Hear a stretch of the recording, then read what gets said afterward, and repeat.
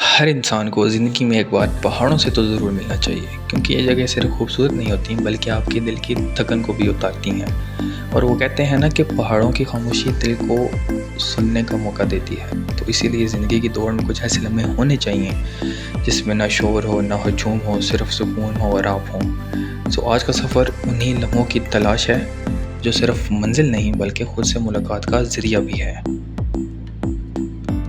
तो हमने अपने सफ़र का आगाज़ टेक्सला से किया। मानसून की बारिशें चल रही थीं। मानसून की नरम बारिश इस ज़मीन पर बरस रही थी और हर कतरा जैसे सफ़र को खुशामदीद कह रहा था। बारिश थमने का नाम नहीं ले रही थी, लेकिन अजीब बात यह थी कि हम में से किसी को कोई जल्दी नहीं थी। और शीशे पर गिरती बारिश, दूर धुंध में छुपे पहाड़ दिल में खुशी भर रहे थे। बादल कभी मध्यम हो जाते, कभी ज़ोर से बरसते, बट हम इन रास्तों पर चलते जा रहे थे, क्योंकि ये एक सफ़र नहीं था, ये लम्हों को जीने की कोशिश थी जिसमें ना कोई मंजिल की जल्दी, ना कोई फ़िक्र, बस ये एहसास था कि हम वहाँ जा रहे हैं जहाँ फितरत बोलती है, जहाँ सुकून सांस लेता है और शायद इंसान खुद से दोबारा मिलता है। हतार नीचे से हमने मोटरवे पर कदम रखा। तेज़ बारिश के कतरे मुसलसल खिड़की पर पड़ रहे थे और जैसे ही गाड़ी ने रफ्तार पकड़ी, बारिश ने जोर पकड़ लिया।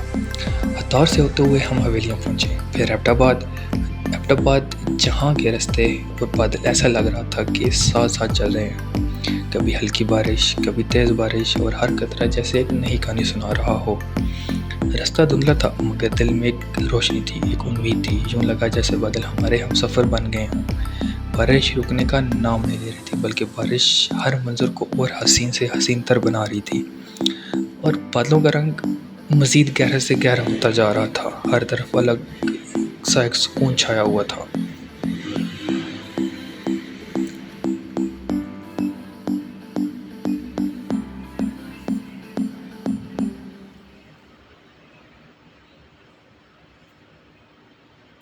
फिर एबटाबाद से होते हुए हम कलंदराबाद पहुँचे और कलंदराबाद से होते हुए हम मनसेरा पहुँचे। और मनसेरा पहुँचकर ऐसा लगा जैसे हम पहाड़ों की आगोश में आ रहे हों। और वहाँ से हमने मोटरवे को अलविदा कहा। मनसेरा मोटरवे से उतरते ही हमने बालाकोट की तरफ रुख किया। रास्ता बल खाता हुआ पहाड़ों के दरमियान से गुजर रहा था और मनसेरा से बालाकोट का ये सफ़र शायद आज तक के सबसे हसीन लम्हों में से एक हसीन लम्हा था।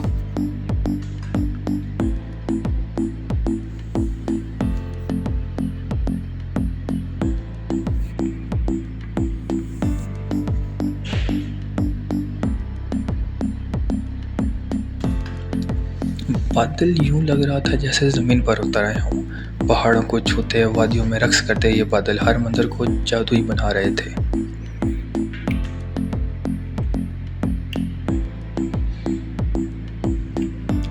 सड़क के किनारे ये दरख्त धुंध में लिपटे हुए थे और फिजा में गहरी खामोशी थी जिसमें सिर्फ कुदरत की सांसें सुनाई दे रही थीं। जैसे जैसे हम आगे बढ़ते गए, नज़ारे और भी दिलकश और हसीन होते गए। हर मोड़ पर एक नया जैसे कैमरे कैद तो कर सकता है, लेकिन दिल की गहराई से नहीं।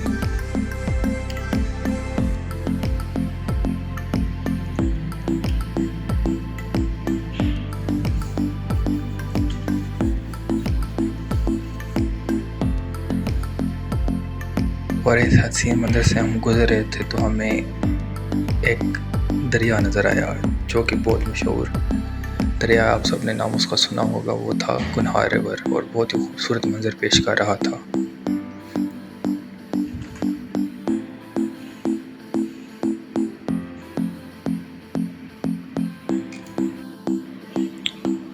कुछ ही देर में हम बालाकोट पहुंच गए।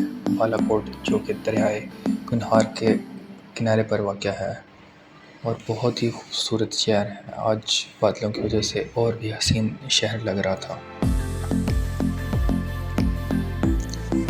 बालाकोट से होते हुए हम कवाई की तरफ रवाना हुए।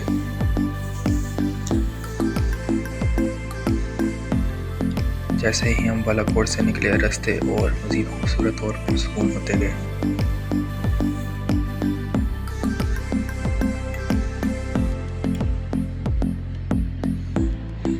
रास्ते में बहते हुए चश्मे और हर तरफ पहाड़ों में खामोशी सी छाई हुई थी।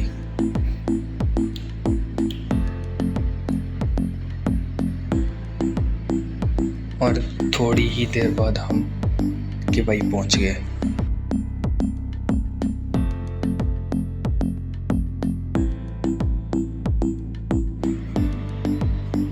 हमारा अगला सफ़र था शुगरान से रिपाई की तरफ, जो कि वहाँ लोकल ट्रैफिक के जाना थोड़ा सा मुश्किल है, तो इसलिए हमने 2 जीप्स कराई और शुगरान से रिपाई की तरफ रवाना हो गए।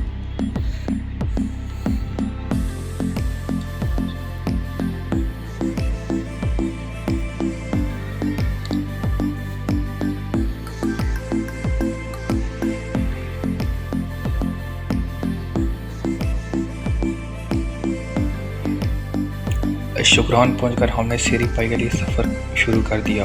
आसमान पर घने बादल थे और हर तरफ गहरी धुंध छाई हुई थी। रास्ते में हल्की हल्की बारिश और दरख्तों पर खामोशी, कभी परिंदों की आवाज़। ऐसा लग रहा था जैसे हम कुदरत की गोद में दाखिल हो चुके हों। यह रास्ता बिल्कुल भी आसान नहीं था और बारिश की वजह से सड़क पूरी तरह गीली और फिसलन बन चुकी थी।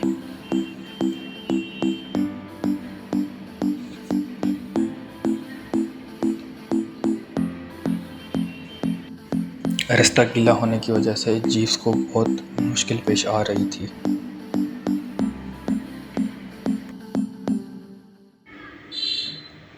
फिर कुछ देर बाद मेरी आंखों के सामने एक ऐसा मंजर आया जिसने मुझे कुछ लम्हों के लिए खामोश कर दिया। पहाड़ मुकम्मल तौर पर बादलों में लिपटे हुए थे।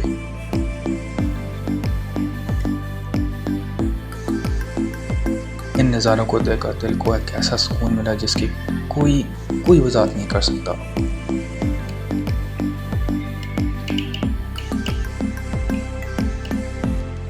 और कभी कभी ना कैमरा वो कुछ नहीं दिखा सकता जो आपकी आंख देख सकती है। शायद आपको कैमरे में खूबसूरती नज़र आ रही हो, लेकिन यकीन जाने विदाउट कैमरा बहुत खूबसूरत। मेरे पास अल्फाज नहीं है, लेकिन बहुत खूबसूरत जगह थी।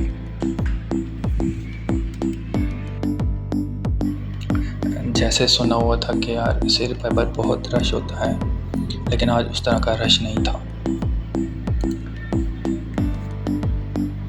और मेरे सामने जो मंजर नज़र आ रहा है बहुत ही खूबसूरत, इसके कोई अल्फाज नहीं है कि यार इसको मैं एक्सप्लेन कर सकूं। यहाँ पर शॉप्स वगैरह बनी हुई थी। आप कुछ चीज़ लेनी हो या कुछ करना हो, कुछ खाने का दिल हो तो आप ले सकते हैं, लेकिन मशवरा यही है कि आप KYC लेते हुए आएँ, क्योंकि यहाँ पर चीज़ें डबल रेट पर आपको मिलेंगी। जैसे नॉर्मल 40 रुपये का बिस्किट यहाँ 80 रुपये में दस्तयाब है। सो मशवरा यही है कि आप KYC कुछ खाने को ले आएँ साथ। बाकी ये नज़ारे खूबसूरत। आपको मैंने पहले कहा था कि यार नेचर आपको अपने आप से मिलाती है। सो बिल्कुल वही चीज़ मेरे साथ अभी हो रही है।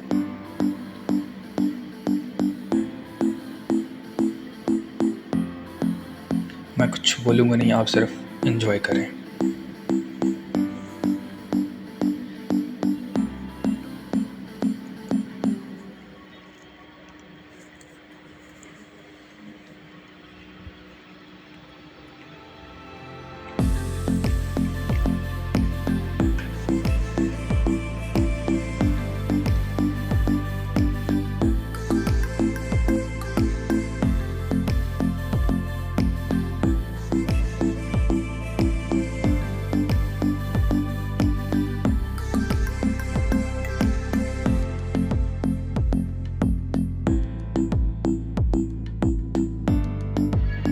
यहाँ पर आपको एक खूबसूरत से मैदान नज़र आएंगे। ऐसे मैदान जैसे आप सतह ज़मीन पर देखते हैं, इस तरह के मैदान यहाँ पर भी मौजूद है।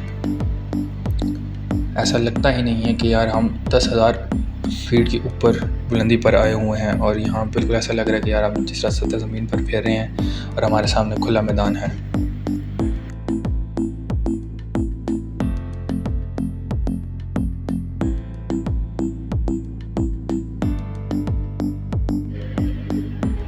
ये कुछ आपके लिए ड्रोन व्यूज़ हैं। आप देखें किस कदर खूबसूरत नज़ारा है।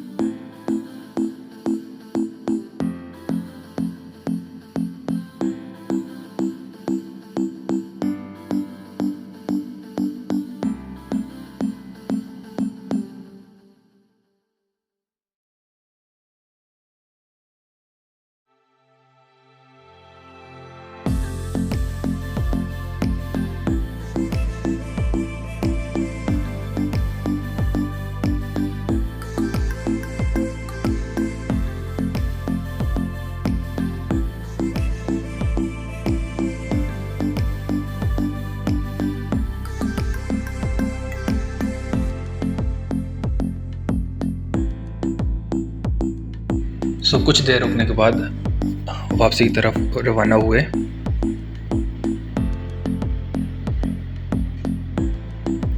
चूँकि बारिश की वजह से रास्ता बहुत ख़राब था तो गाड़ी तक जाने में थोड़ी सी मुश्किल पेश आ रही थी।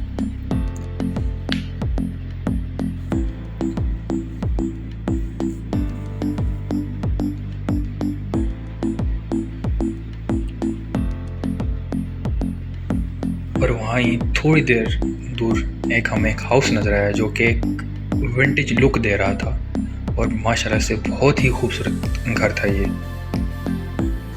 कभी भी आप जाएं तो रास्ते में आपको घर एक नज़र आएगा।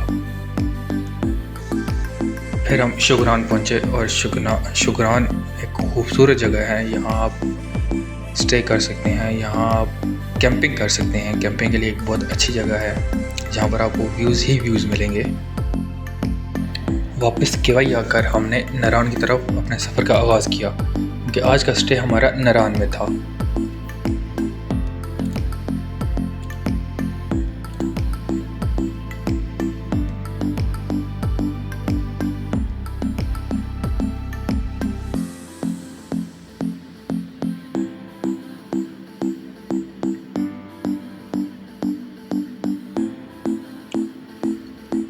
केवाई से नारान जाते हुए भी आपको खूबसूरत पहाड़ और खूबसूरत व्यूज़ मिलेंगे।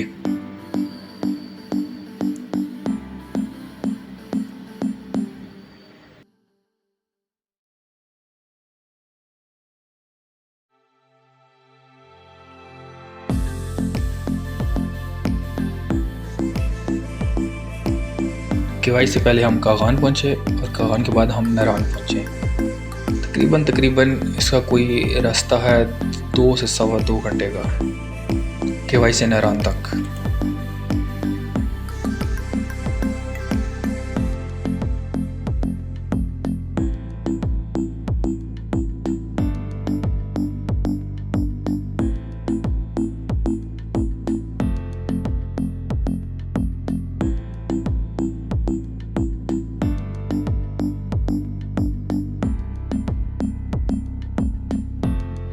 नारान पहुंचकर हमने सबसे पहले रूम लिया और रूम लेने के बाद हम पंजाब टिक्का हाउस आ गए रात का खाना खाने के लिए और मौसम बहुत ठंडा था। खाना खाने के बाद हमने नारान बाज़ार को विज़िट किया। चीज़ें थोड़ी बहुत महंगी थी बट ठीक थी। नारान बाज़ार बहुत खूबसूरत था। तो आज का दिन इतना ही। इंशाल्लाह मिलते हैं आपको नेक्स्ट वीडियो में। अल्लाह हाफिज़।